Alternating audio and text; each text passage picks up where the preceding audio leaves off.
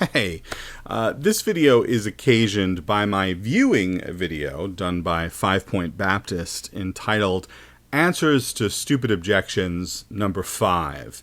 In the video, 5 Point Baptist complains about the following. How often have you been in a discussion with either a homosexual or someone who promotes or supports homosexuality, and you point out to them that, hey, it's just not natural?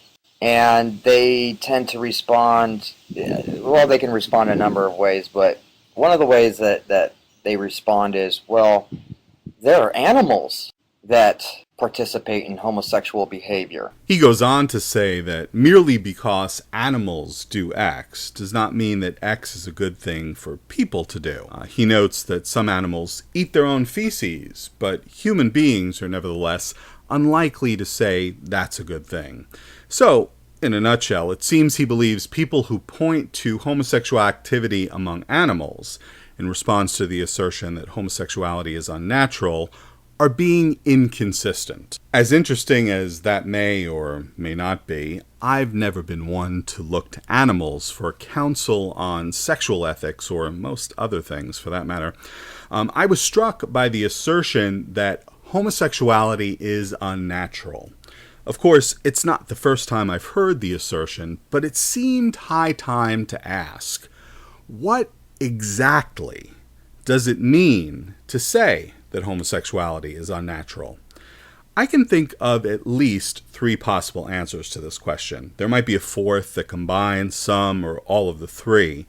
I'd like 5 Point Baptist and any other adherents of the claim homosexuality is unnatural to let me know whether one or more of the following is what they mean when they say this. And if it's not, then I'm deeply interested in hearing what the claim does mean.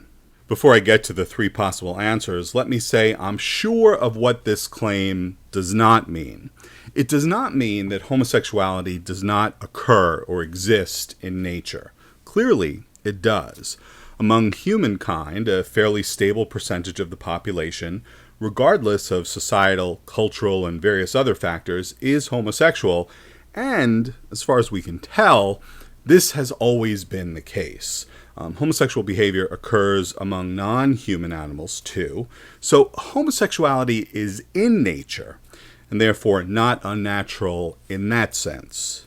All right, the 3 possible answers. Number 1, the parts don't fit. One might depict it visually as follows.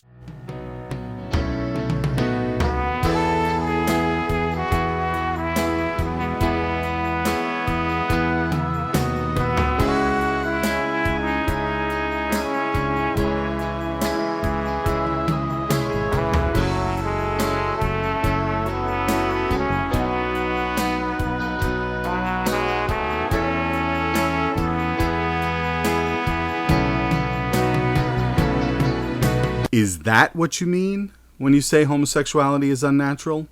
John Corvino of Wayne State University points out, I've actually had people during the question-answer period of my lecture, I'm not joking about this, I've actually had people look at me and do this. And I want to say, if you're doing it this way, you're doing it wrong. What do you want me to tell you? I've seen a number of gay people here on YouTube indicating that they've been faced with the parts don't fit claim as well.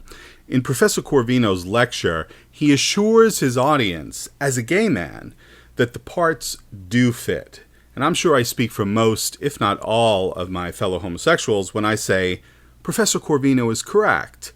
The parts fit. If they didn't, if sex between people of the same gender did not work, it's unlikely that most, if any of us, would be bothered with it. Number 2, natural as coextensive with procreative. I'm often told, as often as daily here on YouTube, that procreation is the purpose of sex. Is that what you mean when you say homosexuality is unnatural?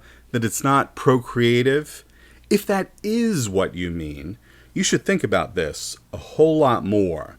You'll find that it quickly runs into problems. For example, it's way over-inclusive, troublingly so, in fact. It puts in the unnatural column a whole bunch of things that I suspect you don't think belong there, including, without limitation, sex between sterile heterosexuals, the use of contraception, and oral sex between heterosexuals. I found that one of the speediest ways to get most straight men and women to flee from this view is to point out that it necessarily means that it's unnatural for them to get some oral from time to time. Sex is about far more than procreation, and it's perfectly fine even when procreation is not involved at all. So the issue of natural as coextensive with procreative seems to be nothing more than a tendentious effort to put homosexuality on the problematic side of the natural-unnatural line. Moreover, even if we could make some sense of the idea of procreation being the natural purpose or function of sex, perhaps by defining the natural function of sex as its biological function, the gap between the natural, thus defined, and the morally proper would remain. It's not at all obvious that whatever is natural, that is, biologically functional, is ipso facto morally good or required, and the other way around. Even if homosexuality were indeed biologically dysfunctional, and in this sense unnatural, it's still not clear that it's also immoral, and immoral for just that reason. This leads to my third possible answer. Number 3, unnatural as coextensive with immoral. Is that what you mean when you say homosexuality is unnatural? That it's immoral? Talking about what's moral in terms of what's natural is, among other things, smuggling a normative claim into the discussion by cloaking it in a descriptive veneer. The use of unnatural in this context is often an attempt to suggest that there is an objective reason, a reason dictated by nature, that grounds the condemnation of homosexuality. As I've already noted, however, even if a certain type of sexual behavior or preference could be shown to be unnatural, it's still not clear that it's also immoral, and immoral just for that reason. Christians will often look to their Bible to support the claim that homosexuality is unnatural and therefore immoral. They're especially fond of Romans 1:26-27. God gave them up to degrading passions. For their women exchanged the natural function for that which is unnatural. And in the same way also men abandoned the natural function of women and burned in their desire toward one another. Men with men, committing indecent acts and receiving in their persons the due penalty of their error. This doesn't really get us anywhere in the objective descriptive department. Paul's take on this is a version of the standard Hellenistic Jewish polemic against Gentiles. See, for example, chapter 13 of the Book of Wisdom. His understanding of nature here does not rest on empirical observation of what actually exists. Instead, it appeals to a sense of what ought to be, of the world as designed by the Christian God. Paul sees those who engage in homosexual relations as defying the Creator and demonstrating their alienation from Him.